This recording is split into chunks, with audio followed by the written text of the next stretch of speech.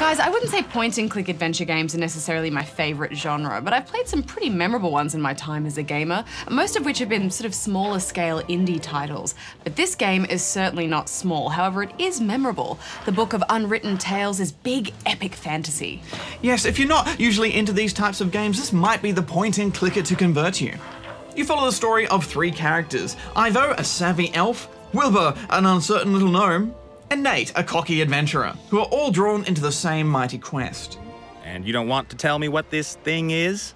Are you scared I'll go off looking for it myself? The realm is at war, and an old gremlin and archaeologist Mortimer MacGuffin holds the secret of a powerful and mysterious artifact. And whoever claims it as their own will determine the fate of the world.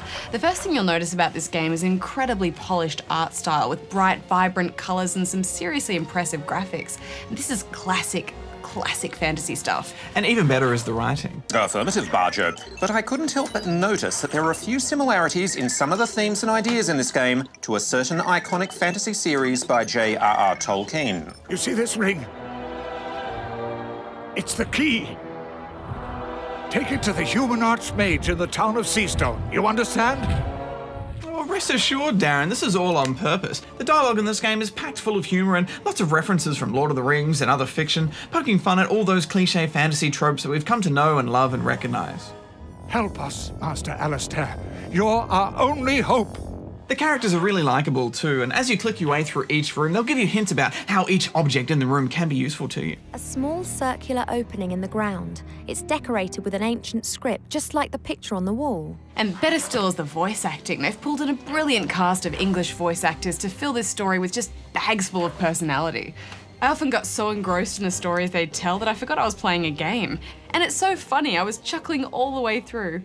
In any other reasonable role-playing game, you have to kill 100 rats to reach the second level. Now that's a real game. Affirmative. The humour is indeed top-notch. At one point, when playing as Wilbur, I was searching for a wizard to help me on my quest. When I found him, he appeared to be thoroughly engrossed in an online fantasy role-playing game set in a made-up world without orcs or dragons, but where he played as a level 42 banker on a quest to get his taxes lodged. Yes, that was very clever, and I love how this game doesn't take itself too seriously. It's very self-aware. Why would anyone flee from their own world into a fantasy world in order to complete meaningless tasks? So it's got a good sense of humour, it's well written, it looks good. How did the puzzles stack up for you, Hex? I thought they were a good solid level of difficulty. They rely on your standard mouse over and clicking on things to find out more about them, picking up items and combining them to solve each problem, with your inventory cleverly hidden at the bottom of the screen, which I really liked. I mean, you know, nothing too mind-bending, but enjoyable. Yeah, I think the key to getting through each challenge is to really listen out for those audio clues. The adventurers will often say something which may seem a bit throwaway, but it's actually a very important hint as to what you need to do in that room to get through. The chair looks just like the chair the demon is sitting on. I guess it's a replacement chair. I did find it annoying that you often had to click on certain items multiple times before you could pick them up. Sometimes I even had to search a box several times to get all the items I needed out of it. Here's a needle and some thread. And here are 3 small glass vials filled with coloured potions, all tightly corked.